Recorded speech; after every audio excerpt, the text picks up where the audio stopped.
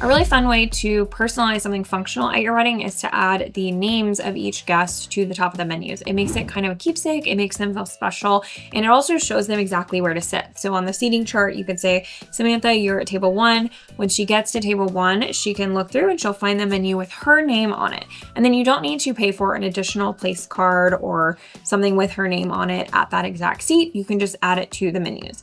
But how do you do this without just typing in 234 names on each individual page of the menu document? Let me show you. So I have another video showing how we did this in Adobe InDesign, which is my preferred platform as a professional stationery designer. But if you're just doing this for your own wedding, you might want to use a different platform like Canva. So you can design your menu with whatever elements that you want. I designed this little flower border here with a bunch of different floral elements. I'm going to link my favorite place to find these floral elements that are in the public domain for you to use in the description of this video. Then I've also put the text in, and in a different text box, I've put one of my longer names to test how it's going to look. You can change the font, you can change the color, you can change the font size, all those things, but just kind of type in one of your longer names to make sure it's going to fit, and then maybe one of your shorter names to make sure it doesn't look too awkward if it's a little bit shorter as well. We're going to use what's called bulk create in Canva. This is one of the pro features. If you do upgrade, I'd love if you'd use the link in the description because it helps me create these free tutorials for you. So once our design is set where we want it to be, we're going to scroll down and click on bulk create. And then we get to choose whether we want to enter the data manually or upload data. You also can connect Google Sheets. I already have mine downloaded, so I'll just use that. But here's an example of our Google Sheet. We typically just have the first name in its own column. If you don't need to do anything else with this, or you don't have a guest list already created, then you don't need to add things like last name or meal choice unless you plan to use them on your menus. But if you have first name, just type them all out into a spreadsheet. That's the easiest way to do it. And you can download it as a CSV, or you can just connect your Google Sheets straight into Canva. So I'll upload since I already have it, and I'll click on that file. And then our data fields we need to enter into our document. So you kind of pay attention to, this is Sapphire Script 33.3, and we have this orangish, burnt orange text color. So I'm gonna connect this data to the first name column and just make sure it keeps all of your formatting, which it should. So now we will continue, and you can see all of the different pages that it wants to create all the way down to 234 with Valerie. If for any reason you want to deselect some of these, this is your chance to do that. But you can go ahead and create the 234 designs here. It's going to take a minute because my flower design is kind of large. And then it will create up to, I believe, 100 pages in the same design. So that's why we have 3 different designs created and saved.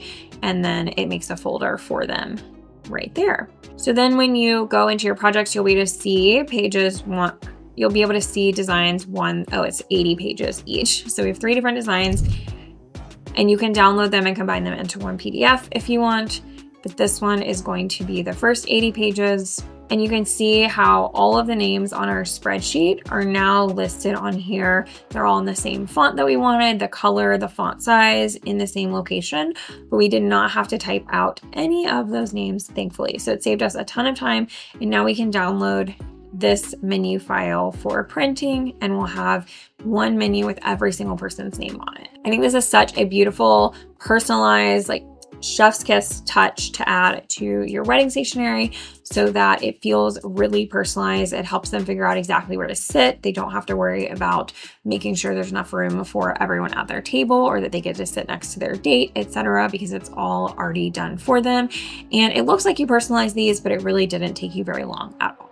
Now that your files are ready to go, I'm going to recommend a couple of my favorite print shops for things like this. If you are just printing for your own wedding invitation, I'll link all these in the description, and I'd love if you use my link because I will get a small commission, which helps me create these free tutorials.